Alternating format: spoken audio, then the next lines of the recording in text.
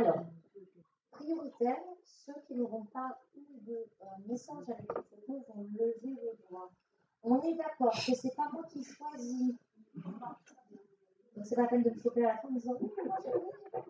Parce que j'y suis pas venue. D'accord? Donc, allez, madame, qui c'est? J'aimerais savoir si ma fille qui est en pleine dépression au bord du suicide suite au décès de son papa et de la rupture avec son petit ami, qu'est-ce que je dois faire? Je sais pas. Le papa il est sur la table ou il est sur la table?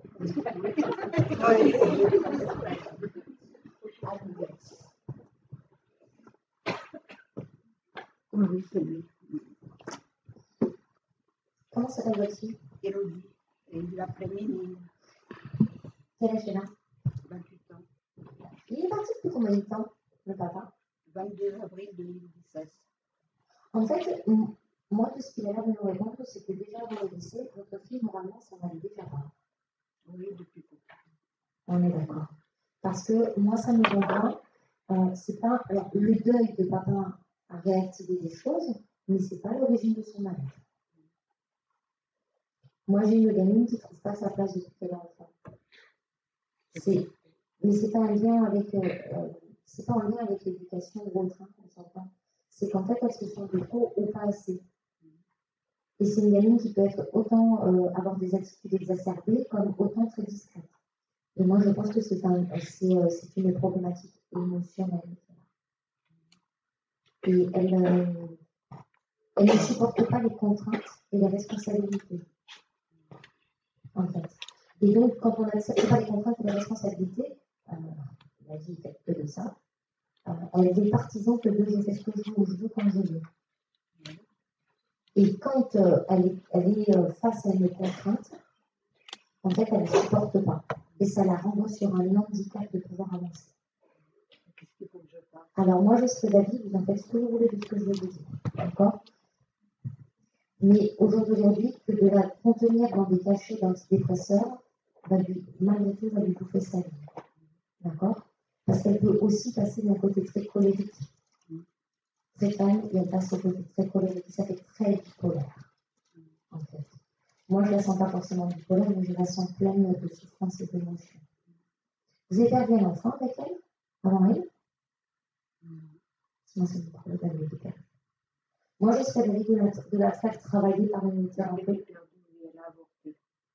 Et puis, elle est dans la culpabilité, en plus. Moi, je serais d'avis de la faire travailler par une thérapeute, d'accord, ce qu'on appelle une thérapeute de l'âme. Alors, moi, je vais vous donner des conseils que je peux, dans ma capacité, avec qui je travaille.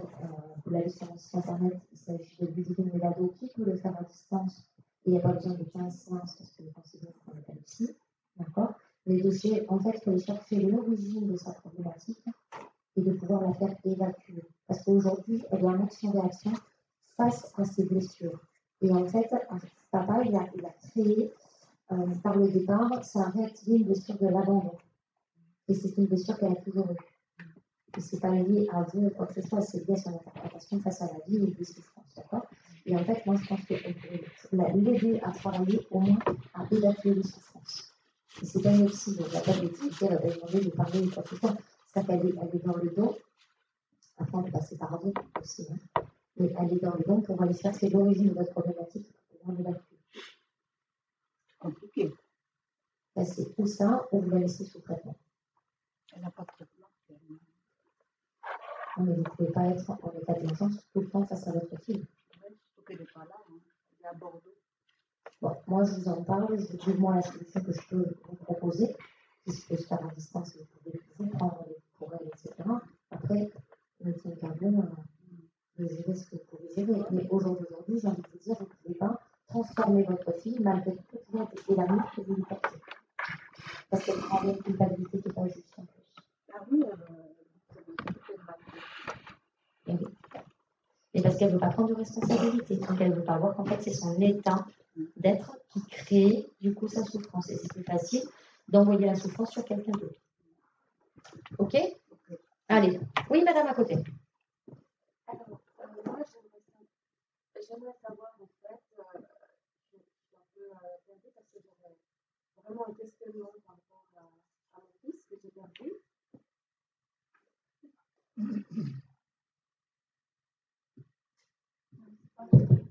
Voilà. Et tout m'a guidée aujourd'hui ici, après que je sois là. Et donc, ma question, c'est de me dire, est-ce qu'il peut être réincarné si je n'ai rien eu? Il est décédé quand? En 2006. C'est quoi son prénom? Cédric. Vous avez sa photo? Non. La grosse photo. Le portrait. Ça? C'est une fille. Ah! Donc, je vais poser des questions par rapport à la réincarnation. Est-ce que... Non. De quoi il était parti? C'est juste côté. Rapide. Ouais. Accident. Est-ce que je...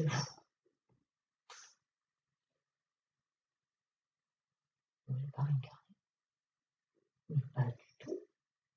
Qu'est-ce qui vous fait dire qu'il est réincarné? Je sais pas, il y avait une forme assez d'urgence que je sois là. D'accord? Ce que j'ai reçu. Et... Bon, je ne le sens pas réincarné. Après, c'est surtout mon souci à moi. Vous avez mal au dos, en bas des reins? Non. Moi, je vais me prendre sur votre dos. Non. Mais sur les reins. Je n'ai pas le dos entier.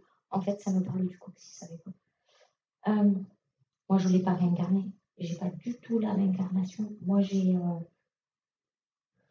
pense que vous n'étiez pas prête à une époque de pouvoir recevoir des messages aussi, parce que vous êtes dans la culpabilité aussi.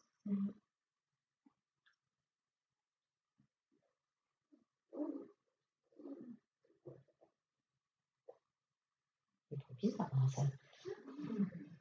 Alors, en fait, moi, quand j'essaie de le voir, il me dit, mais comment parler alors qu'elle est dans la culpabilité et qu'elle croit que c'est de sa faute? Il me dit, mais il n'y a pas de mots qui vont pouvoir la soulager et lui retirer ce qu'elle pense être juste. Elle s'est mise dans la tête que tout était de sa faute. Il me dit, je n'ai pas de mots pour pouvoir te soulager. Je n'ai pas de mots pour te faire comprendre que c'est la vie qui est comme ça. Qu'on signe des choses là-haut, que mon décès était rapide, que mon arrivée était tout aussi rapide. Il me dit pour autant, il me dit, je veille sur toi en silence, mais je continue à veiller sur toi. Il me dit, c'est quoi cette forme de dépression que tu te promènes en permanence et qui t'empêche de vivre? À quoi ça sert de continuer à vivre un deuil alors que je suis de l'autre côté? Tu ne m'as pas abandonné, je ne suis pas partie. Juste, on ne peut plus se serrer dans les bras. Je reste près de toi tout le temps. Arrête de te promener avec toujours ma tête et mon regard dans tes yeux. Pendant que tu restes sur le deuil, tu ne vis plus. Tu envies les gens dans le bonheur, alors que le bonheur est à portée de main. Mais tu es dans la culpabilité de pouvoir être bien parce que tu l'as perdu. Et ça encore, tu crois que c'est juste. Tu ne m'as pas perdu. Ce n'est pas toi qui as fait que je parte. Arrête de toujours voir le côté obscur. Tu as besoin de vivre et de faire rentrer la vie dans ta vie. Moi, j'ai un enfant qui va bien de l'autre côté, mais qui ne sait pas comment vous aider. En fait, vous tournez en boucle, tout le temps. Il me dit, on va faire un truc tous les deux. Toi, tu apprends à aller bien, et moi, j'apprends à te montrer que je suis près de toi. Pas mal, comme dire. Il me dit, ce n'est pas parce que je suis en silence que je ne suis pas là. C'est juste, j'essaye d'être discret. Tant tu as de souffrance. Parce que vous pensez bien que de l'autre côté, il se dit, si je me manifeste, je lui prouve que je suis là, je vais la plonger encore un peu plus dans son désarroi. Comment il peut faire? On a eu des signes. Oui. Vous avez vu dans quel état vous avez été? Voilà. Donc, c'est pas qu'il a arrêté les signes, c'est qu'en fait, il a fait du léger, parce qu'il sait dans quel état ça vous met.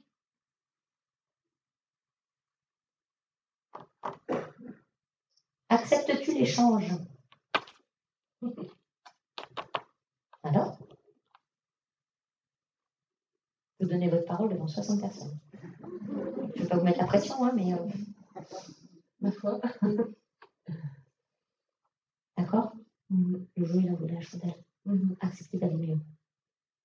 D'accord? Ensuite, question. Ah, je sais pas.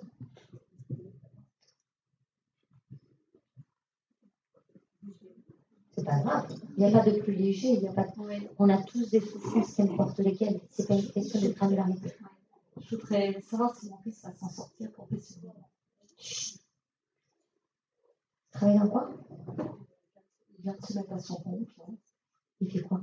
Il est dans l'innovation, en fait. Il crée des éléments, des engins. Il dépose des brevets, mais bien sûr, je pense que c'est bon à démarrer, parce que c'est nouveau. Et du coup, il y a une question d'aide gouvernementale ou un truc comme ça? Non. Parce que moi, ça me renvoie sur une sorte d'aide. Ouais. Ça me renvoie sur de l'aide. Comme si peut-être financièrement, il pourrait essayer d'obtenir de l'aide, conseil général régional, je sais pas, j'ai un truc comme ça, de taper aux portes. Par contre, ça va être long, quoi. Ouais. Et moi, je serais d'avis d'essayer de travailler à côté quand même. Ouais, pas le choix. Ouais, c'est ça. Moi, je pense qu'il pourra. Il y a le côté ingénieur avec votre fils, hein, beaucoup moins, très technique. Je pense qu'il réussira, mais quel âge il a? 35.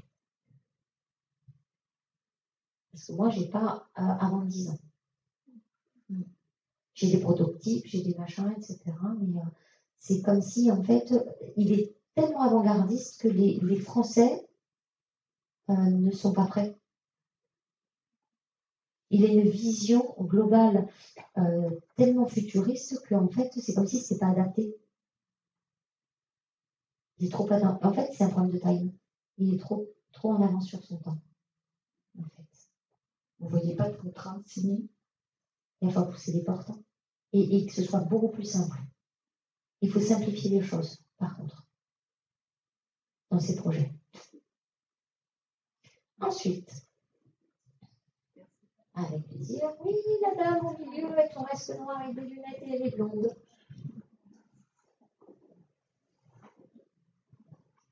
Moi, j'aimerais savoir si mon ami de cœur, qui est parti il y a 6 ans, ne souffre plus et s'il est auprès de moi pour m'aider. Il est sur la table. C'est drôle de question. Oui.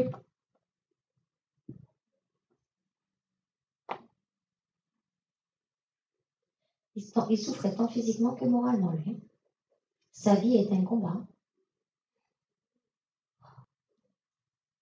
Il est parti il y a combien de temps? Il y a 6 ans. Il y a 6 ans.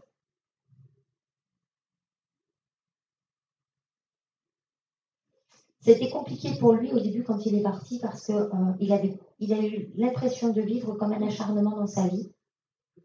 Et malgré tout, il en voulait à la vie. Parce que rien n'a été simple pour lui. Mais vraiment rien de simple. Hein, parce que moi, j'ai depuis son incarnation, quoi. Déjà à la naissance. Donc, il me dit, je suis soulagée d'en avoir fini de cette vie-là. C'était trop dur et trop compliqué. Et il me dit que quand on lui tendait la main d'un côté pour que ça aille mieux, ça serait sa figure de l'autre côté. Il a passé son temps dans cette dualité.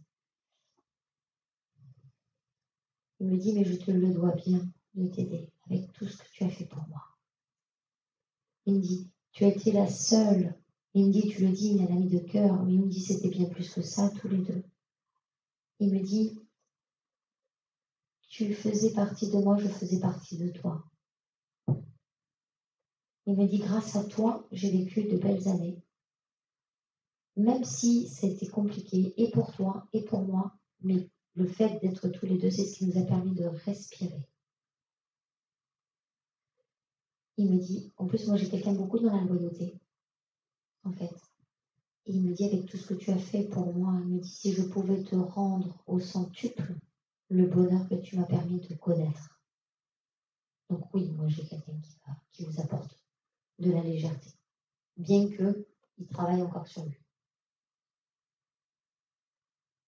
Donc il va bien de l'autre côté. Il me dit, je n'ai plus de pression, je n'ai plus de problème, parce que moi j'ai un problème sur les muscles aussi. On parle de muscles. Et il me dit, je vais bien, je n'ai plus cette souffrance en plus que j'avais dans la tête, parce que moi j'ai le côté corps et la tête, j'ai le mental qui était compliqué. Il me dit, vous l'avez tenu à bout de bras pour ne pas tomber. Je voulais juste dire que je l'aimais fort. Merci. Lui aussi, il vous aime fort. Ensuite, suivant. Ouais. Alors voilà, j'ai maman qui, comme vous dites, est allongée sur la table. Qui est décédée il y a 3 ans, un peu moins de 3 ans. Et voilà, j'aimerais savoir quelle attitude je dois adopter avec mon frère qui n'a jamais été là pour me soutenir et pour nous aider. Alors, là, on va chercher. Maman. Un beau sourire. Voilà.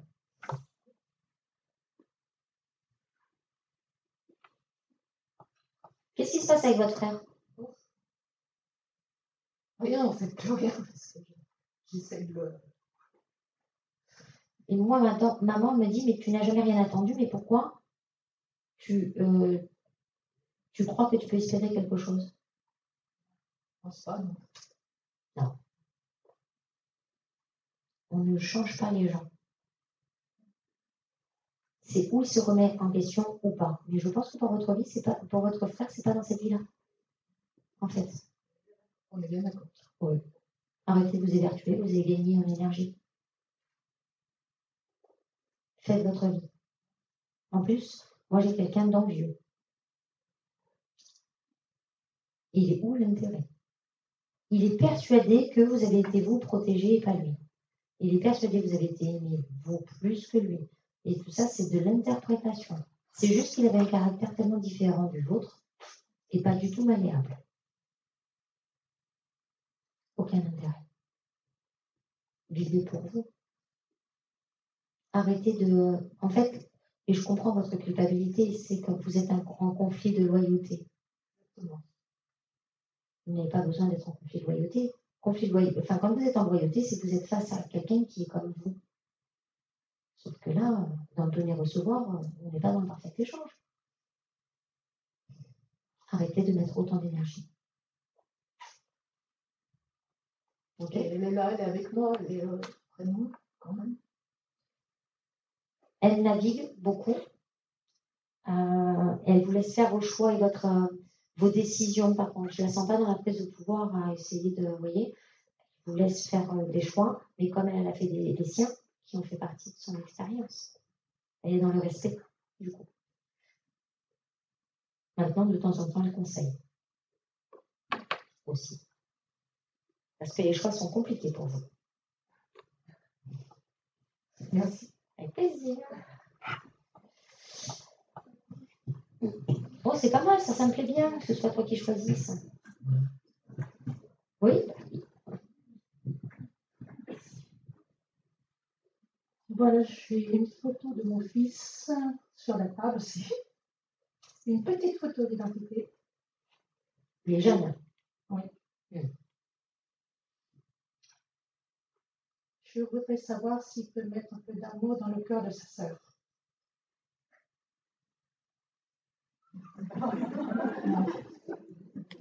C'est une drôle de question, mais... Alors, quel âge a la sœur? La sœur, elle a 45 ans. Lui, il est décédé il y a 32 ans. Voilà, j'ai 14 ans. Elle vous en fait voir de toutes les couleurs. Elle vous accuse de tout. Et vous êtes le souffre-douleur. Exact. Magnifique. Alors, c'est unique. Sans le vouloir, bien sûr. Malheureusement. Alors, moi, je vais vous dire, comme il me le précise, il me dit avec ou sans moi, elle n'aurait pas changé. Elle est née comme ça. Et elle mourra comme ça. Tout lui est dû. Elle cherche l'exclusivité. Elle aime l'argent, le pouvoir et la représentation. Exact. On ne change pas les gens. Ouais. La seule chose que vous pouvez faire, c'est justement éviter d'en souffrir et d'être indifférente face à ce qu'elle peut vous projeter. En fait, être indifférente, c'est pas ne plus aimer. Non, pas du tout. Être indifférente, c'est ne plus accepter ce qu'elle vous balance. Exact. Donc, il vous faut prendre du recul et de dire, en fait, ça lui appartient, c'est son interprétation. Vous ne pourrez pas, en plus, avoir un discours avec elle, c'est très compliqué parce qu'elle ne se remet pas en question. Et elle est dans la victimisation. Exact. Et quelqu'un dans la victimisation ne peut pas s'imaginer que le problème puisse venir de lui et de son caractère. Prenez ce qui est à prendre dans cette relation, mais par contre... C'est pour ça que je l'ai carrément mis de côté. C'est ma fille, hein, mais elle est complètement dans le noir, disons qu'elle est dans le profit. Exact. Ouais. Donc, mais c'est pas un problème d'éducation, c'est pas un problème de vous avez loupé un truc, c'est qu'en fait elle est née comme ça, parce que déjà petite elle était comme ça. Et petite elle était, voilà. Tous les débuts. Mais c'est pas un problème d'éducation, c'est son caractère qui est comme ça. D'accord? Oui, parce qu'elle a un cœur, en fait, elle n'a pas un cœur. C'est pas qu'elle a pas un cœur de pierre. C'est pas ça, c'est qu'en fait, elle a le cœur à condition. Elle vit les choses à condition que ça lui rapporte. Si ça ne lui rapporte pas, elle n'investit pas. Point. Elle est très binaire, en fait. Ouais. Ne prenez pas les émotions qui ne sont pas les vôtres. D'accord? Ouais. Et il fallait savoir si donc Olivier a rencontré la petite Lucie, donc sa petite sœur, sa nièce, qui est décédée. Elle dit oui, elle est là-haut. Elle est arrivée avec eux. Oui, elle est là-haut. Avec Valentin, le fils de Marie, qui est décédé il y a 6 ans de ça, à l'âge de 13 ans.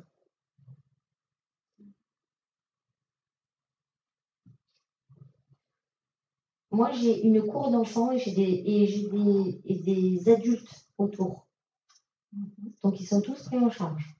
Je n'ai pas un enfant en bas. Je les ai tous là-haut. D'accord? Ce travail, je l'ai fait parce que cette petite Lucie, justement, elle n'était pas montée 6 ans après. Oui, je ne suis pas étonnée. Et elle était restée accrochée à sa mère. Et je l'ai, par l'intermédiaire d'une amie qui est médium sur Paris, on a fait un travail dessus. Et j'avais demandé à son oncle, Robert, le frère de mon mari, qui est décédé d'une chute en montagne, s'il avait vu la petite Lucie. Il m'avait dit non, dans la famille, il n'y a pas de petite Lucie. Non, mais je ne suis pas étonnée. Mais là, enfin, moi, en tous les cas, aujourd'hui, je les ai tous de l'autre côté, donc ça ne pose pas de problème. Et vous, concernant votre question, prenez du recul parce que de toute façon, vous ne pouvez pas continuer à subir. Donc, c'est pas de fermer votre cœur, c'est de garder un lien, mais qui ne soit pas toxique. Exact. Voilà. Merci beaucoup. Merci.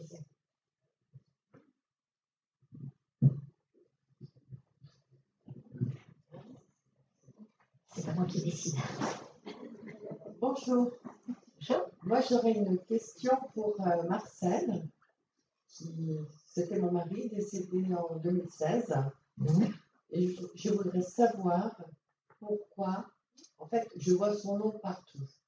Des écriteaux, sur des voitures, un peu partout sur les panneaux, c'était intempestif, jusqu'au moment où je lui ai dit, maintenant, fous-moi la paix, soit tu me donnes un message clair, soit tu dégages.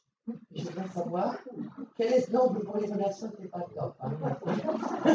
Je voudrais savoir, en fait, c'était quoi? Qu'est-ce qu'il cherchait à me faire comprendre ou à me dire? En fait, moi, j'ai un mari qui était assez possessif, qui est assez autoritaire, il est assez dans la prise de pouvoir quand même. D'accord? Ben, il a continué. C'est pas le message en tant que tel. C'est n'oublie pas, je suis là, et tant que je suis là, il n'y a personne. Ouais. Et en fait, ça a commencé quand j'avais rencontré quelqu'un à l'époque. Et des panneaux énormes. Mais oui, c'est je suis là.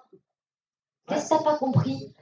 Même sur des voitures, je me gare sur un parking, c'était marqué Gros Marcel sur la voiture. C'est là que je lui ai dit, tu dégages. Et parce qu'en fait, il ne voulait pas que vous refassiez votre vie.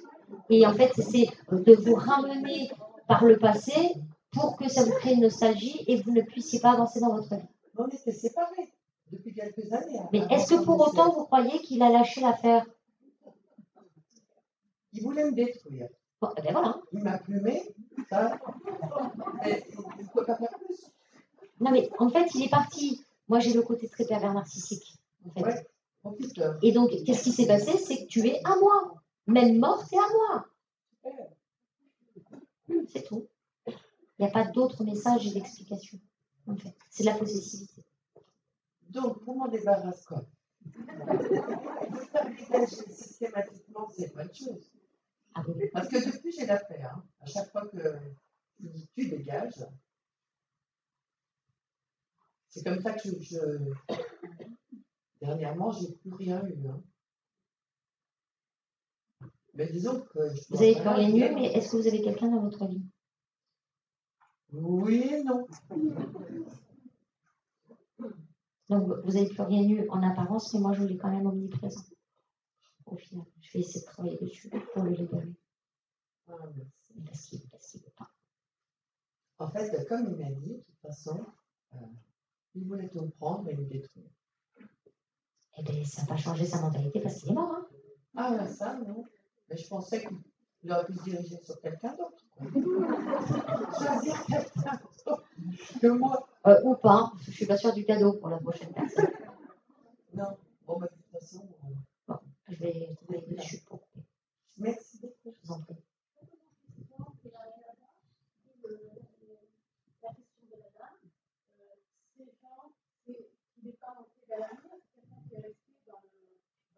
Ou pas. Ou pas. Ou pas. Ça peut être quelqu'un qui est là-haut et qui intervient chaque fois qu'elle rencontre quelqu'un. C'est un peu plus compliqué que ça. Et puis c'est sans jugement parce que c'est pas une question d'ombre de lumière, c'est une question aussi de souffrance. C'est un peu moins catégorique que ça, on va dire. Quand même. Oui, bonjour, c'est moi. Alors, J'ai vu. J'ai vu. Alors, comment va ma mère de là-haut? Et quel message a-t-elle à me donner dans ma vie, pour m'aider dans ma vie? Alors, il va falloir un peu plus deux questions. Ouais, alors c'est une sur deux, mais bon, la première, je la comprends pour savoir comment elle va, mais c'est pas dans votre vie en général. On va faire une question un peu plus concise et un peu plus précise. Quel message envoie ma mère dans ma vie? Maman n'est pas sur la table? Si. La petite photo. Plein. Une photo d'identité. J'en ai plein. En noir et blanc. J'en ai plein. C'est ça.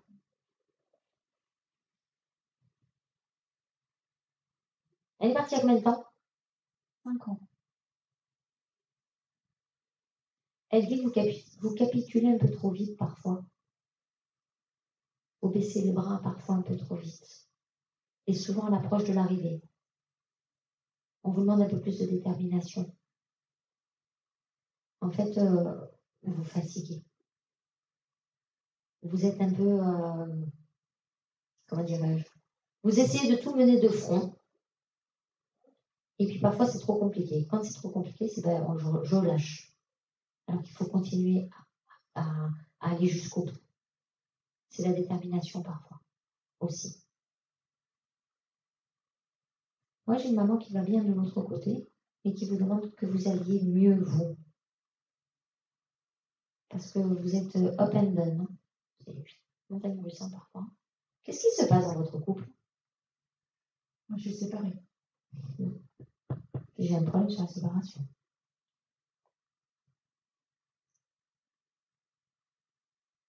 C'est comme si c'est pas que vous n'avez pas compris la séparation, mais c'est comme si en fait vous vous étiez sacrifié pour elle et pas comprise du coup. Bon, moi on me dit qu'il va falloir faire volte-face et il y a des choses à bouger dans votre vie. En fait, ce qui est compliqué pour vous, c'est que vous ne supportez pas le changement. Et pour autant, il y a du changement qui arrive pour janvier. Donc préparez-vous. D'accord? Du bon? Ouais, parce qu'autrement, je ne vous dirais pas que c'est un changement. Je vous dirais que c'est un peu la continuité là. Non, moi j'ai un changement. Moi, ça me parle de changement. Et puis, il va falloir changer aussi votre mode de pensée. Parce que c'est compliqué de voir le positif. Parce que dans votre vie, ça a été de la lutte, en fait. Donc, on vous demande de voir un peu le côté positif. D'accord? J'ai du bon qui arrive. Mais allez jusqu'au bout. Allez jusqu'au bout, j'insiste. D'accord? Il y a un truc qui arrive là. C'est avant mars. Ok? Merci. Bonjour, j'ai la photo de ma grand-mère qui est devant vous. J'aimerais. Est-ce qu'elle a un message?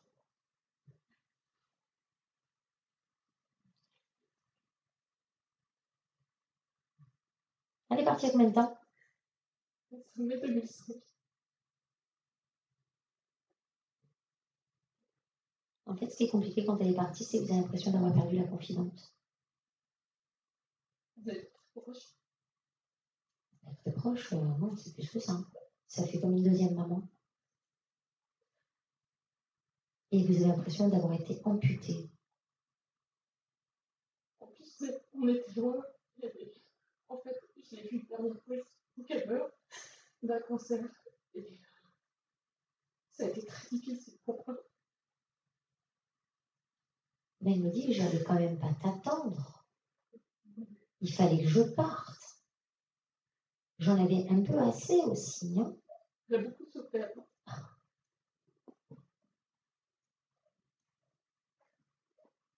Elle me dit, je comprends que tu sois dans cet état-là et que ce soit compliqué, mais elle me dit, ça l'est d'autant plus parce que tu es dans une culpabilité qui n'est pas la tienne. Elle me dit, presque tu regrettes de ne pas avoir posé des vacances et d'être avec moi jusqu'à la fin. Elle me dit, mais, et ça vaut pour tout le monde, c'est beaucoup les défunts, où on essaye de les accompagner, et puis vous êtes là pendant 3 jours, on vous dit, il reste 3 jours, puis vous dites, bon allez, je vais chercher un café parce que j'en peux plus. Au moment où vous allez chercher le café, il a fermé les yeux.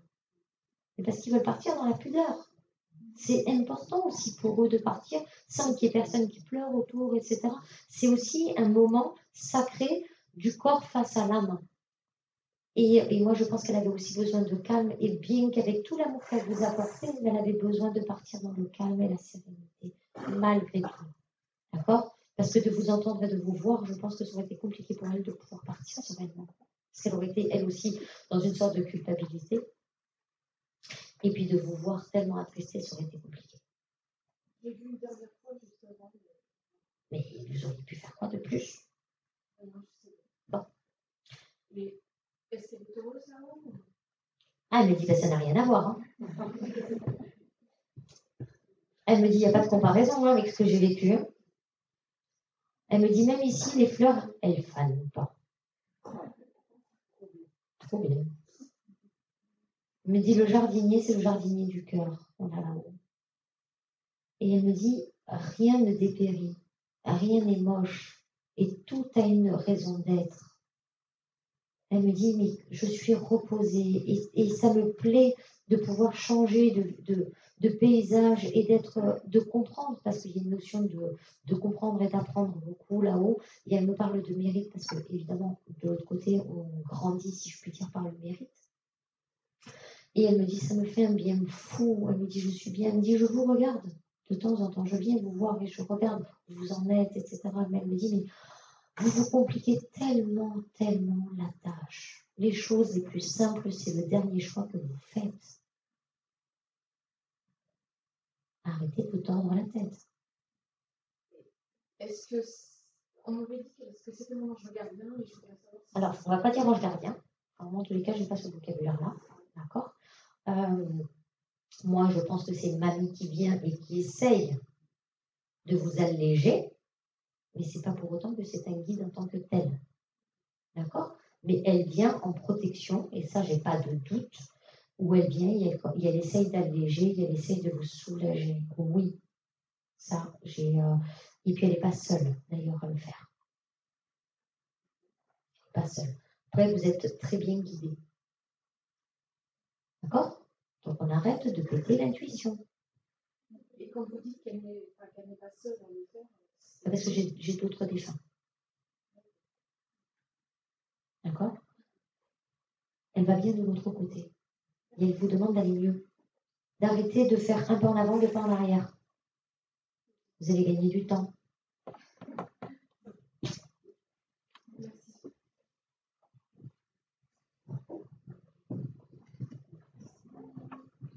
Oui, moi j'ai mis aussi la photo de ma grand-mère. J'aurais aimé avoir des renseignements parce que c'était quelqu'un de très, très peu bavarde, disons. Elle a vécu avec nous plus d'une dizaine d'années. Et on a peu de renseignements sur sa vie. Et j'aimerais avoir, si vous avez des renseignements à me partager.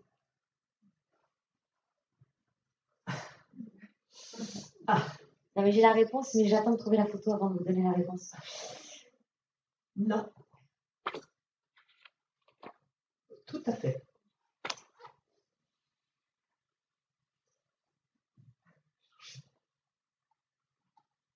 Elle avait un foutu caractère. Oui. Ça continue. D'accord. Mes secrets sont mes secrets. Ça ne regarde personne. Ping. Oui. Elle me dit, qu'est-ce que tu veux savoir? Les relations filiales, comment ça s'est passé, si ça a impacté la famille. Elle avait une fille unique. Et elle a vécu avec nous, qui étions 8 à la maison. 8 enfants. Mes secrets sont mes secrets. D'accord, j'ai compris. Parfois, je comprends vos interrogations parce que c'est aussi vous ramener en fait dans votre, comment dirais-je, dans votre marque de fabrique. C'est dans votre ancrage. C'est important de vous poser des questions. Sauf qu'il y a des fois, il n'est pas utile de rouvrir les placards de cadavres. Parce que moi, j'ai une vie de la souffrance. Et j'ai une vie où j'ai de la soumission, où j'ai de l'abus. Enfin, elle préfère se taire que de rouvrir des plaies. Et elle me dit, il est où l'intérêt que tu connaisses mes plaies alors que toi, tu ne les auras pas vécues? Je n'ai pas besoin qu'on pleure sur mon sort. En fait, ce n'est pas lié à vous en tant que tel. Oui, vous comprenez, oui, ça, vous n'est pas destiné à vous. Oui. Hein. C'est qu'en fait, je pense qu'elle a fait le choix d'emporter ses secrets, ce n'est pas pour qu'elle vienne dévoiler, en plus dans une salle publique, premièrement, et face à une situation qui ne va pas vous servir. En fait. Et elle a évolué comment là-haut? Moi, je ne la sens pas très, comment dirais-je, aimant les liens. Elle est un peu, voilà, un peu isolée de côté, mais c'est elle, hein, par choix. Hein. Oui, comme elle était dans la vie, quoi. Enfin. Moi, j'ai une femme très autonome et indépendante, mais c'est surtout foutez-moi la paix. C'est pas la première incarnation qu'elle fait comme ça en plus. Hein. Mais en fait, c'est que de la souffrance. Elle n'a vécu et subi que par la souffrance. Et ça ne lui permet pas, en tous les cas, au jour d'aujourd'hui, de pouvoir évoluer comme elle devrait. Il lui faut du temps de l'autre côté. Envoyer des prières. Il faut savoir que pour nos défunts, et quels qu'ils soient, de faire des prières dans le cœur, un peu l'ancrage d'ailleurs, de faire des prières dans le cœur ou d'allumer des bougies. C'est pas obligé d'allumer une bougie qui fait 30 heures. Hein. Vous allumez un chauffe-plat et de leur dire cette lumière, elle est pour toi. En fait, de l'autre côté, ça les aide beaucoup. Et je pense qu'elle a besoin de ça. Parce que personne n'a prié pour elle. Après, elle n'a pas toujours été très sympa et très simple. D'accord? Donc, quand elle est partie, ça a été quand même une sorte de soulagement, malgré tout. Et en fait, personne n'a trop prié pour elle. Donc, si vous voulez lui rendre service, priez pour elle. Et après, quand j'ai prié, c'est pas pas 4 fois par jour, c'est pas ce que je dis, hein. Mais il envoyait de temps en temps, quand le cœur vous en dit, d'allumer une bougie. Merci. Bonjour Isabelle. J'aurais souhaité des nouvelles de ma tante maternelle qui est décédée le 8 octobre 2018. Donc ça fait 2 ans cette semaine. Et j'avais préparé une petite photo que je n'ai pas retrouvée dans mon sac. Donc il n'est pas sur la table. Donc, ok.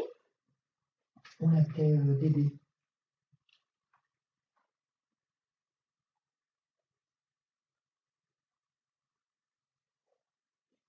C'est compliqué pour elle, les enfants?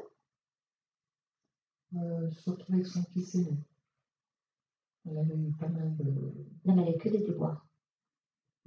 Ça me renvoie des déboires sur les enfants, en fait. Sur ses 2 fils, ouais. Ouais. Ça s'arrangeait d'un côté, ça pétait de l'autre. Et elle se sentait, en fait, le cul entre 2 chaises, entre ses 2 enfants, et le côté très tyrannique qu'il pouvait avoir, en plus. Et puis, elle ne s'est pas sentie épaulée. Je ne parle pas de la famille, hein, je parle des enfants.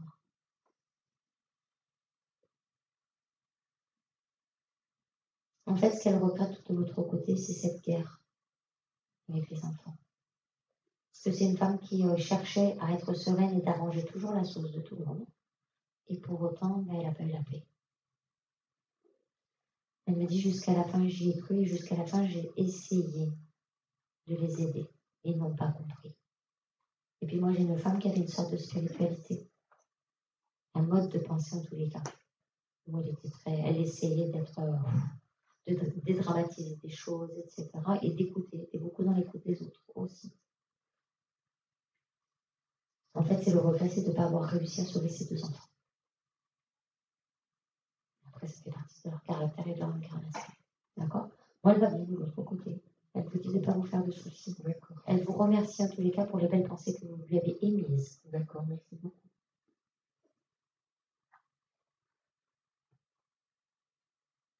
Isabelle, j'ai une question. Alors, je ne sais pas si c'est ma grand-mère paternelle qui pourra venir, elle est venue le mois dernier, ou mon guide ou ton guide. C'est une question professionnelle sur une administration qui ne correspond plus.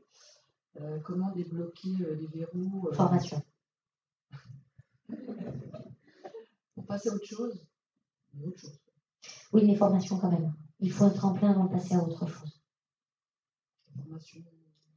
Ça peut être une formation en interne, comme ça peut être une autre formation. Parce que moi, j'ai une notion de passer par une passerelle. Comment dirais-je? C'est comme si, ou possibilité de faire une formation pour changer de service, c'est possible, mais c'est, voilà, ou faire une formation qui permette de pouvoir avoir d'autres compétences pour postuler ailleurs. Mais en attendant la formation, j'ai un pied dans la boîte. Il ne faut pas tout lâcher d'un coup, c'est sûr. Mais ce serait carrément changer de domaine. Ouais, mais dans la matière. On ne voit pas ailleurs. Tu veux faire quoi comme domaine? Plus l'aide aux autres, en tout cas. C'est pas pour de suite. Par contre, tout ce qui est magnétisme, blablabla, tu peux le faire indépendamment, mais par contre, ne te lance pas directement dedans. D'accord? Par contre, moi, on me parle de formation. C'est comme s'il fallait agrémenter le CV. Il faut donner un pulse au CV. Il manque quelque chose, en fait, pour trouver. Donc, il y aura. Par contre, ce n'est pas avant l'année prochaine. Là, on se laisse glisser jusqu'à la fin de l'année. Parce qu'en plus, je sens la société où c'est compliqué. Et c'est compliqué dans tous les sens. Par contre, fais attention. Et moi, je serais d'avis de faire la formation parce qu'il est possible qu'à un moment donné, on propose un plan de structuration ou un plan, on appelle ça les licenciements amiables, etc. Non, mais à un moment donné, il va y avoir un choix à faire. OK pour partir, mais par contre, anticipe la formation, anticipe de ce que tu veux atterrir après. On me parle d'anticiper. Donc, aide aux autres, machin, etc. OK, mais par contre, tout n'est pas bon à prendre. Parce que l'aide aux autres, par exemple, liée aux personnes âgées, on va imaginer, je te le dis, le corps ne suivra pas.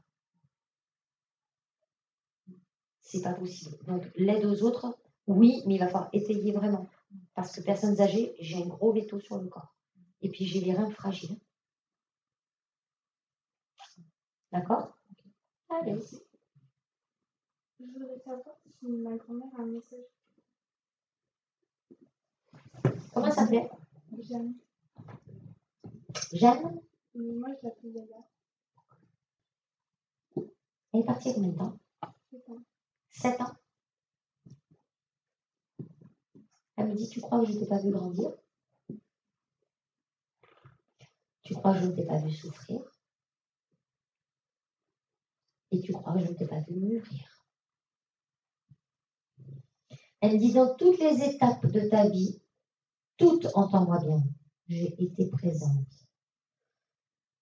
Elle me fait dire que vous avez représenté comme une fille pour elle, même plus qu'une petite fille, que vous étiez un peu son double d'ailleurs, parce que vous aviez un peu le même caractère, dans la discrétion, mais en même temps dans la rigolade, dans le jeu, on apprend de la vie malgré tout. Moi, j'ai une grand-mère qui est proche de vous, qui fait tout pour que ça facilite les choses, même si parfois on croirait que ça coince, même si parfois vous avez l'impression que ce n'est pas trop votre choix. Il vous faut apprendre. Elle me dit que vous n'avez pas le choix que d'apprendre, vous êtes une tête bien faite. Il vous faut apprendre et continuer. La vie est dure et il n'est pas question de vivre d'amour et d'eau fraîche. D'accord? Elle me dit, je viens, et d'ailleurs, quand vous êtes seul, donc vous êtes à Toulouse, parce que monsieur il occupe le lit, quand vous êtes seul, vous devez sentir, alors c'est mal dit ce que je vais vous dire, mais c'est au moment de l'endormissement où vous n'êtes pas tout à fait endormi, mais vous êtes sur le point de, vous devez sentir comme un poids sur le lit ou sur l'oreiller. Parce que moi, j'ai une mamie qui vient vous voir au moment où vous commencez à vous endormir.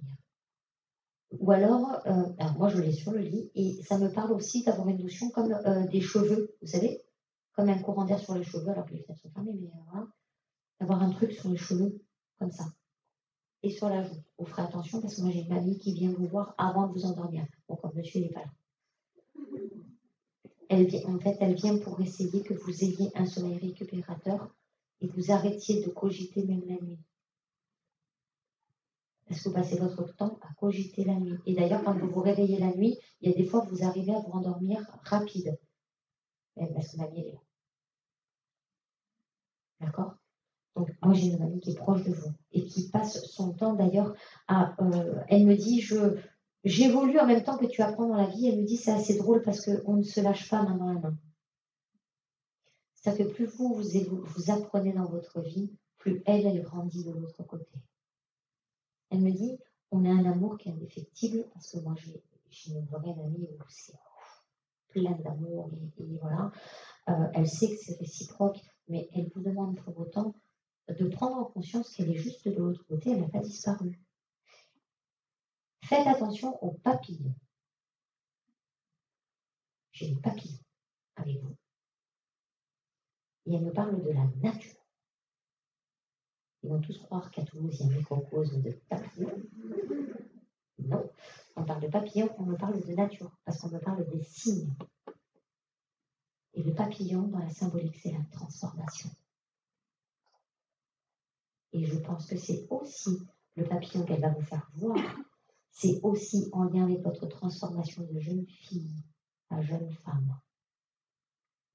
N'ayez pas peur de grandir. Bonjour. Donc oui, la grand-mère paternelle de ma fille, j'ai bien compris tout à l'heure que ma fille n'était pas la seule de son papa, mais est-ce que peut-être cette grand-mère a un petit message pour Carla, qui dit beaucoup lui parler, et elle est très J'ai un problème avec cette dame, c'est pas possible. elle est décédée très jeune. C'est une grande photo imprimée. Oui. Quoi? La mère de son père, donc la petite. D'accord.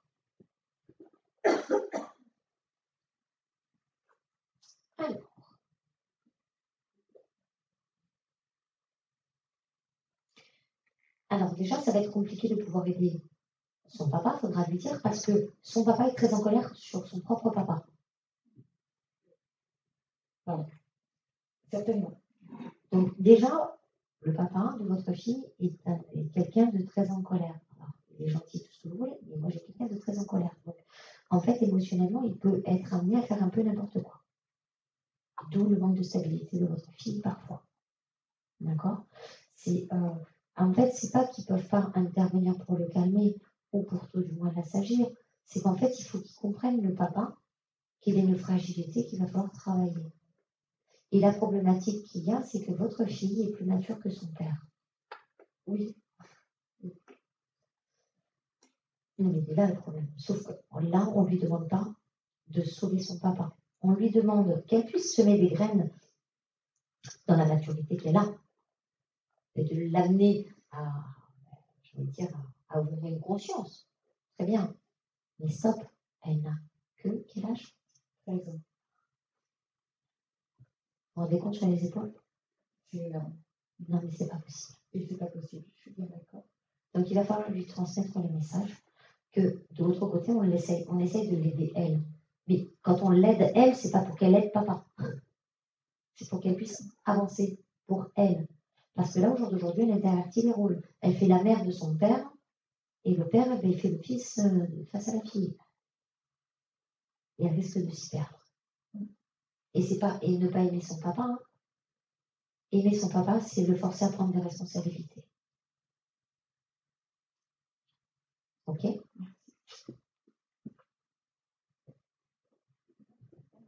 J'ai déposé une photo de la sœur de ma maman.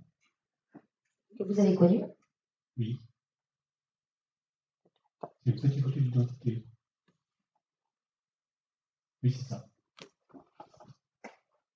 Et je voulais savoir si c'est un message pour ma maman que je dois faire. Elle y croit moyen, votre maman, à l'au-delà. C'est-à-dire qu'elle est dans un triste état d'Alzheimer et c'est pas. Est-ce que vous vous rendez compte? Non, mais en fait, ça me posait un problème sur votre question et je comprends en fait.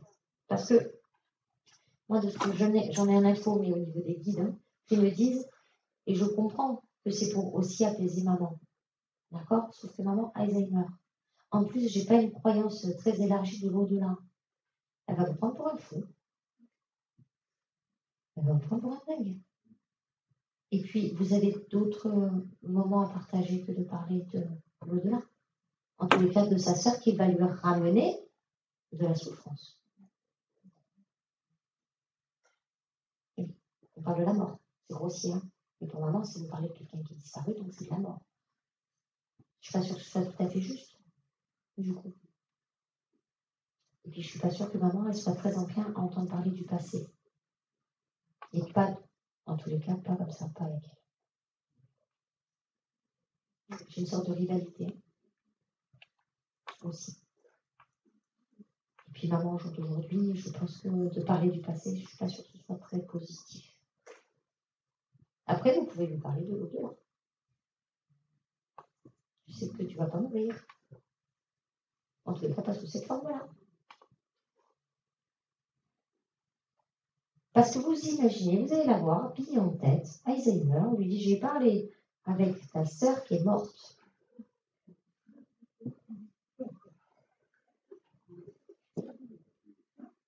Moi, je veux bien, hein, mais je pense que vous n'allez pas ressortir du centre, vous.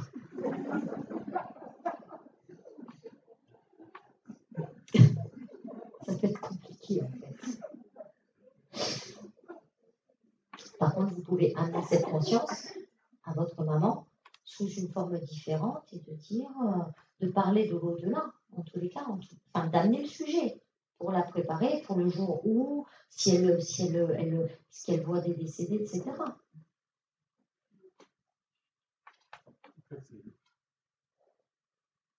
En fait, À un moment, donc, elle ne va pas très bien, elle est Alzheimer, elle est dans une EHPAD, là. Elle veut partir, elle veut mourir, elle veut se suicider, enfin, il y a l'accent en tête. Mais il n'y arrivera pas, le cœur, il marche. Justement, il y a eu un infarctus il n'y a pas longtemps. Et moi, j'ai un cœur qui marche. En fait, elle essaie de se provoquer le départ. Elle essaie de se provoquer un départ. En fait, ça me fait plus comme une... comment dirais-je? Comme une dépression. Parce qu'elle se dit, mais après tout, ça ne sert à quoi que je sois là, quoi. Et ce que je peux comprendre, en fait. Mais il va falloir lui trouver un autre intérêt. Parce que là, de parler de la famille, de machin, etc., elle va ouvrir des billes comme ça, et elle va vous demander de vous allonger à la place dans son lit. Elle va croire que vous êtes souffrant. Et je ne suis pas sûre que ce soit la bonne solution. Par contre, ça ne vous empêche pas de parler de là, d'amener le sujet. Parce que là, de biller en tête, de dire j'ai parlé avec ta sœur, quand même. Ok pour parler, mais d'abord, vous préparez le terrain. Il faut préparer le terrain. Bonjour, vous avez ma belle-mère sur la table.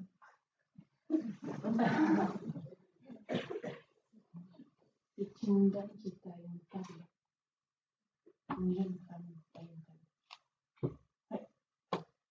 Donc moi, je ne l'ai jamais connue, puisqu'elle est morte quand mon mari était très jeune. On a eu quelques obstacles dans notre vie et j'ai toujours senti en soutien. Et depuis quelques temps, je trouve qu'elle est très noire. Alors, la question, c'est pourquoi? Pourquoi vous la sentez noire? C'est elle que vous sentez? Moi, je crois pas. Moi, je ne crois pas. Moi, je pense que c'est une usurpation d'identité. Et ça me renvoie sur la jalousie de votre couple. C'est pas elle, hein?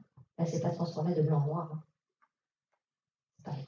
C'est quelqu'un qui vous fait croire que c'est elle. On appelle ça de l'usurpation d'identité. De l'autre côté, c'est illégal de le faire. Souvent, c'est du bas astral. Pas elle. Elle continue à protéger. Autrement, le couple aurait déjà pété. Comment ça se passe dans le couple, là? Très bien. Bon, donc il n'y a pas de problème. Non, mais mon mari est tombé gravement malade et il y a eu un mélange. Non, mais votre mari, il a fait un burn-out parce qu'il ne sait pas se réfréner. Votre mari, il va jusqu'au bouddhisme et il ne veut pas écouter la pression du corps et de l'esprit. D'accord? C'était très compliqué, j'entends. J'ai plein de couples fragilisés. J'ai pas un départ et j'ai pas la même mère qui est noire. Je veux bien la photo du coup. Parce que vous étiez en train de vous en débarrasser avec moi, c'est ça? Ok, super. Merci. Non, elle va bien. Vous une chandelle. Bonjour. Chaud. Alors, j'aimerais savoir comment vous voyez l'avenir de mon conjoint. Qui sera, du coup, peut-être une Inch'Allah, on verra. Alors déjà, je ne veux pas parler d'avenir en tant que tel de votre conjoint, en tant que tel, parce que c'est quand même vous qui êtes là. Pourquoi vous ne voulez pas parler de vous? Parce que je m'inquiète pour vous que pour moi. Comment il s'appelle? Qui veut? Quel âge il a? Il a 25 ans. Il est un peu freestyle dans sa vie? Non. Pas du tout. Moi, je le sens à un moment donné où il est capable de virer, comment dirais-je, de faire tout l'un ou tout l'autre. En fait. Il veut faire quoi? Il fait quoi comme boulot? Il a repris un restaurant. Il est capable de faire clac-clac. Pas dans le clac-clac, j'abandonne, hein, c'est pas ce que je dis. Mais c'est, on fait quelque chose, ça marche pas, allez, on vire tout et on fait complètement autre chose. J'ai le côté très volte-face comme ça, en fait. Il va pas s'évertuer si sans que. Vous l'aidez? Enfin, j'ai 17 ans. Oui, parce que moi, ça me renvoie sur le couple au travail, en fait. D'accord.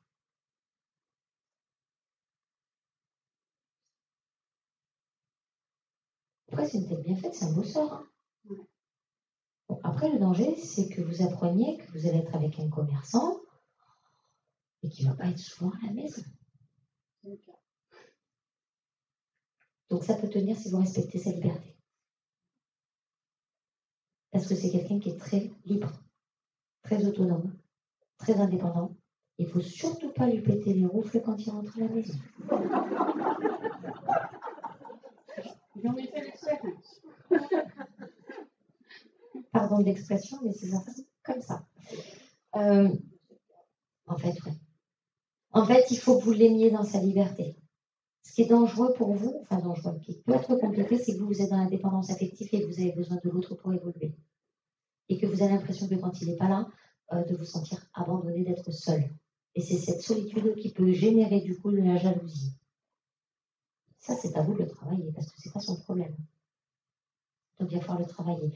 Moi, j'ai quelqu'un qui, en plus, il est chouette, il a des vraies valeurs, il est vraiment. Mais par contre, si vous rentrez et vous lui dites, ouais, tu m'avais dit à 10h et tu rentres à 11h30, non, mais dans l'idée, il va claquer la porte dans le sens inverse. D'accord? Parce qu'en fait, il a envie de réussir. Et il a compris que pour réussir, il fallait avoir un cadre, c'est le travail. C'est vous accepter ou pas. Mais il va réussir professionnellement dans ses professionnellement. Oui. Ça n'a jamais. Et puis, de toute façon, si ça ne marche pas sur un registre, etc., ce que je vous dis, volte-face. S'il voit que ça ne marche pas, qu'il s'évertue, que c'est compliqué, comment dirais-je, il a toujours cette notion de pouvoir rebondir. Donc, si ça ne marche pas, il va faire autre chose. Il va transformer le truc, il va faire autre chose, etc. Ça ne me pose pas de problème sur lui. Par contre, attention, parce que vous, et votre jalousie, et votre possessivité, ça peut péter. Merci. Voilà. Bonjour, ça fait quelque temps que je sais dans quel secteur professionnel m'orienter, mais en ce moment j'ai quelques doutes et je voulais savoir si vous vouliez faire quoi? Dans les ressources humaines. Faire quoi exactement? Dans l'idéal des RH. Et vous avez un doute? Oui, je ne sais pas si je suis faite pour ça. Je vais faire Alors, je ne dis pas que vous n'êtes pas faite pour ça, mais il vous manque des cordes à votre arc. Le management. Ah, pourtant, je suis en école de commerce. J'ai pas de souci. Mais sauf qu'à l'école de commerce, on ne vous apprend pas à gérer l'humain. Oui. En fait. Ben, c'est ça. En fait, là où vous risquez d'avoir un bémol, mais c'est pas très grave, vous ferez une formation ou un truc pour compléter le truc. En fait, ça me renvoie sur. Et c'est bizarre. Enfin, c'est très complémentaire à la fois, mais ça me parle de la gestion la gestion du corps. Je sais pas comment on le sent. Vous savez, quelqu'un qui se tient de cette position, ça veut dire telle chose. Enfin, vous voyez, c'est ça qu'il va falloir apprendre. Pardon? Bon, ben voilà. Morphopsychologie, elle a dit la dame. Merci. Et ça peut vous apporter et avoir une plus-value sur le côté des RH. Vous comprenez? De pouvoir voir à travers les gens. En fait, c'est le non-dit verbal. Et ça peut être un atout pour vous. Donc, j'entends que ce soit compliqué pour vous, etc. Surtout qu'en plus, avec la période qu'on passe, vous êtes une tête bien faite, pourquoi vous doutez? Je n'ai pas la confiance. Non, c'est parce que vous ne supportez pas l'échec. Surtout. Eh bien, vous avez deux options. Ou vous ne faites rien et vous êtes d'office en échec, ou vous le faites et au pire du pire, vous aurez fait un essai, mais ce n'est pas un échec, c'est une expérience. C'est un choix. Il n'y a pas de raison de vous échouer. Ça ne me parle pas d'échec. D'accord? Merci. Bonjour. J'ai la photo de mon père. Elle a imprimé. Photo de papa imprimée. Jean-Pierre.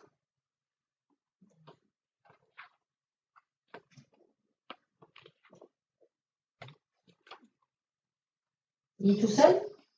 Oui.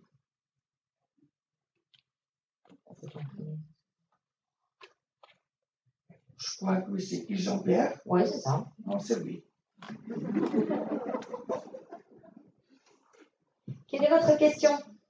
Je voudrais savoir déjà s'il y a un message, parce que je rêve beaucoup de lui.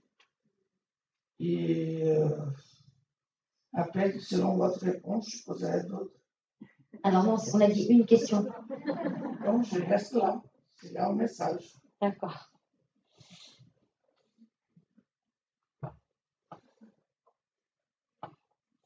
Alors. Il demande pourquoi vous continuez à souffrir de l'intérieur. Je ne connais pas la réponse. Il va falloir arrêter de souffrir. Je me dis comment? Et bien déjà de voir le côté un peu plus positif, en fait. J'entends que ce soit compliqué, que vous ayez une vie un peu compliquée, beaucoup. Et oui. Sauf que vous pouvez aussi faire le choix de décider de faire une autre vie et de ne pas vivre avec les souffrances de votre passé. Parce que c'est ce qui vous empêche d'avancer dans votre vie. Faites le choix d'aller mieux. Vous avez le droit et vous méritez le bonheur. Faites le choix. Quand vous sentez que dans votre tête, ça commence à être compliqué, que vous commencez à cogiter. Alors, moi, je vais vous donner une technique, mais on est bien d'accord que c'est la mienne, donc chacun va midi à sa porte. Je ne suis pas mieux que tout le monde et je dirais parfois même pire que tout le monde. Donc, les leçons face au mental, je peux vous dire que je les ai toutes travaillées. En fait, on a tous ce moment où le vélo tourne, où ça nous ramène la souffrance et que dans cette souffrance, on n'arrive pas à s'en sortir parce que la souffrance appelle l'autre souffrance et que l'on ne peut pas faire autrement. D'accord ? En fait, moi, j'ai eu l'idée d'imaginer que mon mental, c'était un vieux bonhomme tout moche, évidemment plus petit que moi, parce qu'on peut difficilement faire pire. Donc, j'ai choisi un tout petit bonhomme, vieux, moche, tout ce que vous voulez. Et j'ai imaginé que ce bonhomme, c'était mon mental. OK ? Et que quand je le sens arriver, en fait, vous sentez le mental arriver. Je commence à ruminer, puis je ne vais pas bien, et puis titi. Et ça commence à casser la tête. J'imagine que c'est ce bonhomme qui me parle. Et dans ma tête, dans mon imagination, que je le prends par les cheveux, avec la délicatesse légendaire. Je le prends par les cheveux, je l'enferme dans mes toilettes et je ferme la porte des toilettes. Ça a l'air idiot comme ça, mais j'entends frapper dans ma tête après. Pour vous dire tellement le mental est fort.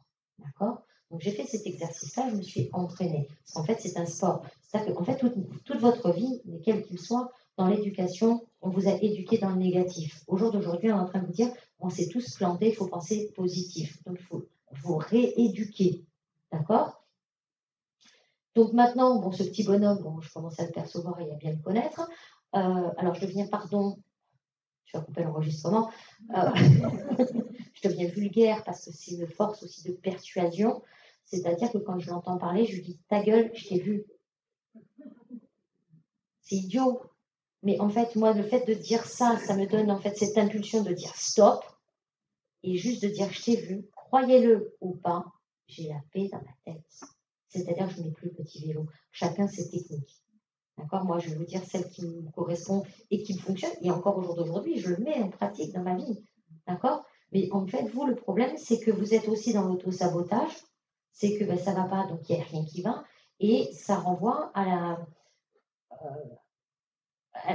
comment dirais-je, à la loi de l'attraction. Vous savez ce que c'est que la loi de l'attraction ? Oui. Eh bien, pensez négatif, vous recevez négatif. Faites le contraire, vous avez du positif. Moi, je l'ai fait parce que je suis tellement bête. J'ai envie de vous dire, j'ai besoin de toucher du doigt.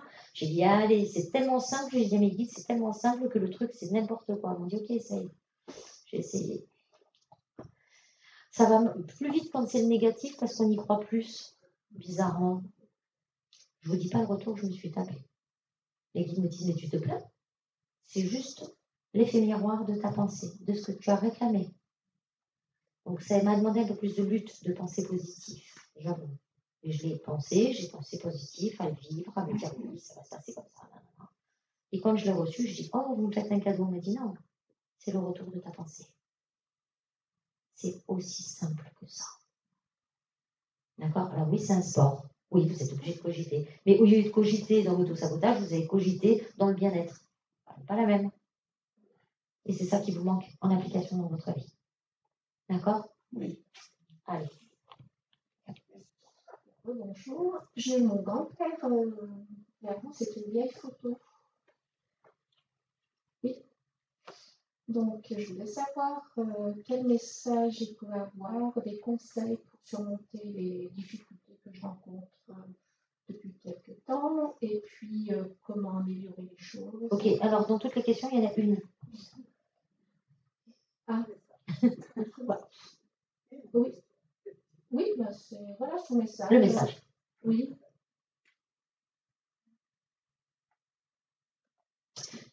Par contre, parfois, vous vous focalisez sur des choses qui n'ont pas trop, qui ne donnent pas matière à donner autant d'énergie. En fait, il y a des choses, en fait, il faut que vous appreniez qu'il y a des fois, il y a des événements que vous ne pouvez pas changer. D'accord? Alors, c'est compliqué, c'est chiant, tout ce que vous voulez, mais vous ne pouvez pas les changer. À partir du moment où vous ne pouvez pas changer ces événements, pourquoi vous vous évertuez à passer du temps et de l'énergie dessus? En fait, le problème, il est là. C'est que vous focalisez sur des choses que vous ne pouvez pas changer, sur un problème qui ne tient pas forcément lié à vous, et vous bloquez dessus. Pendant que vous bloquez dessus, vous ne trouvez pas votre solution. Lâchez l'histoire du problème, demandez et en même temps analysez votre situation de façon à ce que vous puissiez avoir une autre porte de sortie. Mais tant que vous êtes devant une porte fermée et que vous vous évertuez à essayer de l'ouvrir, vous ne pouvez pas chercher une autre porte qui est ouverte. C'est ce que je vous dis, ça ne dépend pas de vous. Oui. Et bien c'est ce que je vous dis, ça ne dépend pas de vous. Il faut surtout que vous lâchiez, parce qu'en fait, tant que vous êtes focalisé, et c'est ce que je vous ai expliqué la pensée créatrice, en fait, tant que vous êtes, et je comprends l'histoire de la justice, c'est pas le problème, c'est que tant que vous êtes en attente et à tourner, à cogiter et à bloquer et à machin, vous envoyez dans l'univers quoi? Vos peurs. Et oui. Et vous envoyez des peurs. L'univers va vous renvoyer des peurs. Alors, je ne dis pas qu'il ne faut pas avoir confiance totalement dans la justice, ça reste des hommes qui jugent. Priez l'archange Michael, vous qui priez beaucoup, quand même. Vous qui demandez toujours de l'aide pour à droite et à gauche, pourquoi vous ne demandez pas de l'aide pour vous aussi? Aide-toi, le ciel t'aidera, ça vous parle? Ok. Arrêtez de prier pour les autres, au jour d'aujourd'hui. C'est pas abandonner les autres, c'est aussi vous avez besoin de vous occuper de vous. Priez l'archange Michael, justice divine.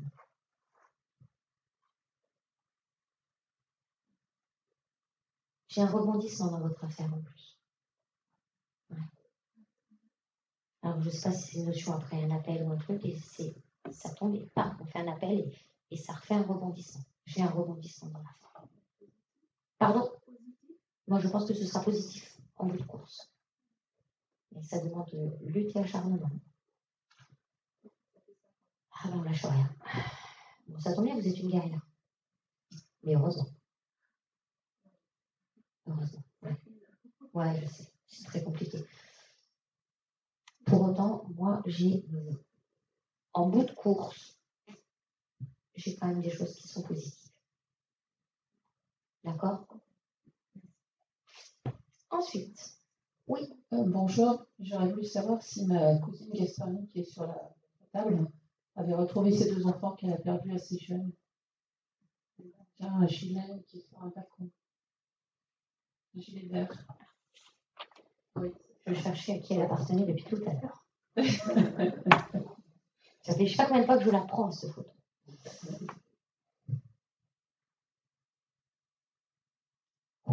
C'est qui pour vous? C'est une cousine de ma mère. Petite cousine pour moi. Elle a chargé dans sa vie. Oui. Tout ce qu'elle a essayé d'avoir, on lui a retiré dans la vie. Tout. Et malgré ça, elle continuait d'aider les autres. Oui. Une sainte, cette femme. Vraiment. Parce que la vie ne lui a pas fait de cadeau. Mais vraiment. Et puis elle était dans la dévotion pour aider les autres. Oh. Ah oui, elle a retrouvé les petits, mais pas que. Il y a eu beaucoup de décès dans notre famille. Ouais, parce qu'elle ne dit pas que, parce que moi j'ai du monde. J'ai plus de 50 personnes. Ah oui, ils sont tous partis. De toute façon. Et puis elle a aussi fait des comptes. Parce qu'elle s'est rendue compte aussi qu'elle avait subi le profit. Et que ça avait été compliqué pour elle. Même si elle a avalé des couleuvres. que pour le coup, elle en a avalé. Moi, j'ai une femme qui est bien de l'autre côté, mais j'ai une femme qui a tellement été pieuse dans sa vie. Ouais. Et j'ai le côté très évolué dans la spiritualité. Donc, elle va bien de l'autre côté, la retraite. Je rêverais d'avoir ce message pour tout le monde. D'accord? Tout va bien. Elle me manque beaucoup. Ça fait grand bien pour moi. Et une sagesse. Aussi.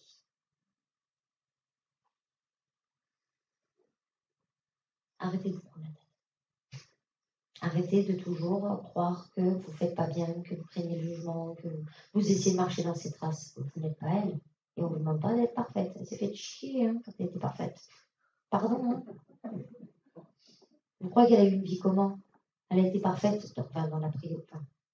De prime abord, dans la côté perfection, il n'est jamais tout à fait, mais on lui a tellement tout retiré dans sa vie. Vous avez envie de vivre comme elle? Sans rigoler. Faites rentrer le soleil dans votre vie. Vous méritez aussi d'avoir le sourire. D'accord? Parce que tout n'était pas forcément bon dans sa vie. Arrêtez de la prendre comme exemple. Merci. Avec plaisir. Et ce sera la dernière, François. Et on ne râle pas, j'y suis pour rien. Merci François, merci Isabelle pour tous ces beaux messages. Je voudrais revenir sur le problème des violences conjugales et demander s'il y a une technique pour essayer de se défaire des liens toxiques. C'est-à-dire que quand, par exemple, tout à l'heure on en a parlé, quand une personne, il y a beaucoup d'hommes et de femmes qui s'approprient leur conjoint et c'est très difficile de sortir de cet engrenage et même décédé, vous avez pu confirmer qu'il continue à nous tenir comme ça. Donc si vous avez une manière de se libérer d'un conjoint ou d'un ex-conjoint ou de... Vivant ou décédé? N'importe. Non, c'est pas la même manière. Ah. Ben, comme vous voulez. Une technique qui permet, parce que pendant le confinement, j'ai remarqué quand même que les violences conjugales avaient beaucoup augmenté. Les gens ne se supportent pas, on n'est pas habitués à vivre ensemble. Oui, c'est cette façon de s'approprier l'autre. Donc se libérer, voilà, une libération, une technique de libération, comme vous nous avez donné la technique de l'ancrage.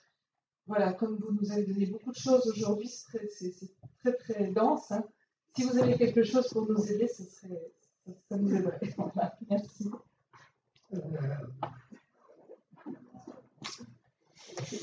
Alors, on va dire le côté pragmatique, d'accord, parce que les pervers narcissiques, autant hommes que femmes, pullulent, d'accord. Et à travers le pervers narcissique, en fait, on y retrouve cet attachement qui est nocif et de tu es à moi, d'accord. En fait, il faut savoir qu'on fait les choux gras des pervers narcissiques quand on est dans la blessure de l'abandon. Pourquoi? Parce que le pervers narcissique va de facto, au début, vous faire rêver. Il va vous vendre du rêve. D'accord? Jusqu'à ce que vous fermiez les yeux. Une fois que vous avez les yeux fermés, donc il va se présenter sous le meilleur jour, de l'humour, la générosité, blablabla. Bla, bla. Bref, une fois que vous avez les yeux fermés en disant bah, ça y est, je suis amoureuse, qu'est-ce qu'il fait? Il vous met sous cloche. Il commence à isoler. Il commence psychologiquement un peu à maltraiter parce qu'il va vous remettre en question. Oui, mais c'est de ta faute. Donc il y a de la culpabilité. Oui, mais ça, c'est parce que c'est toi qui es comme ça. Donc il va y avoir du jugement. En fait, à chaque fois qu'il va vous envoyer des billes, vous allez vous remettre en question. Pendant que vous vous remettez en question, il resserre les liens. D'accord? Et le jour où vous allez comprendre qu'effectivement vous êtes en grande souffrance et que vous allez pouvoir partir, vous allez oublier que vous êtes dans une cage et que vous n'avez pas la clé. Ça, ce sont en général pour les gens qui sont maltraités, hommes ou femmes, on ne parle pas des hommes, il y en a autant. En fait, pour éviter de tomber dans ce piège, ou en tous les cas, si vous y êtes tombé et que c'est compliqué pour vous, moi je serais d'avis de travailler votre dépendance affective qui est liée à la blessure de l'abandon. En fait. Parce que tout départ de là. Parce que la blessure de l'abandon, ça veut dire quoi? Ça veut dire que votre bonheur dépend de l'autre. Ça veut dire qu'en fait, vous avez un fil à la patte parce que ça s'appelle la dépendance. Si je dois grossir le trait, parce que la blessure de l'abandon, je pourrais en faire une conférence, si je puis dire. Si je dois grossir le trait, quand vous êtes dans la blessure de l'abandon, quand on dit la dépendance affective, quand on parle de dépendance, on va mettre le côté un peu trash. Allez, on va y mettre la drogue. D'accord? On va imaginer que l'amour, c'est de la drogue. Qu'est-ce qui se passe dans la drogue? Vous avez d'un côté le dealer et de l'autre côté, vous avez le drogué. Qu'importe le dealer pourvu que j'ai la drogue? C'est de l'amour à tout prix. Et c'est pour ça que vous tombez sur des gens qui vous font mal. Donc, en fait, pour solutionner cette histoire, c'est de travailler sur votre blessure de l'abandon, qui fera que vous ne serez plus attaché à quelqu'un de négatif, de pervers, en tous les cas de toxique, et ça va vous permettre de vous créer votre propre liberté et pas être dans la liberté surveillée de l'autre. J'ai répondu à votre question. Super. Et puis écoutez, c'est avec plaisir que j'ai passé cet après-midi avec vous. Merci à tous.